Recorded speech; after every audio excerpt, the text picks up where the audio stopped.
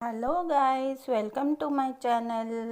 నేను ఈరోజు మునగాకు కారపొడి తయారు చేశానండి.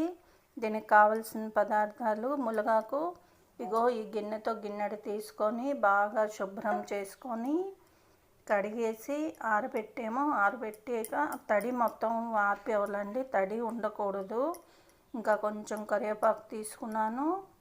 దీనికి కావాల్సినవి ఎండుమిరపకాయలు, మీ స్పైసీకి తగ్గ వేసుకోండి. నేనైతే 25 ఎండుమిరపకాయలు వేసుకున్నాను.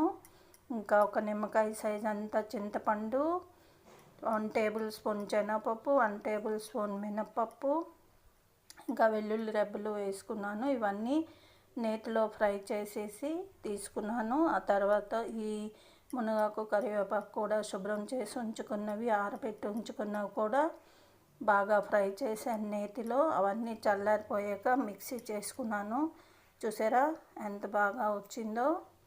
ఇది వేడి అన్నంలోని, ఇడ్లీలోని నెయ్యి వేసుకొని తింటే గుమగుమగా టేస్టీగా ఉంటుంది. హెల్త్కి కూడా మునగాకు చాలా మంచిదండి. బీపీ పేషెంట్స్కి మునగాకు చాలా మంచిది, హెల్త్కి చాలా మంచిది. మీరు కూడా ట్రై చేయండి.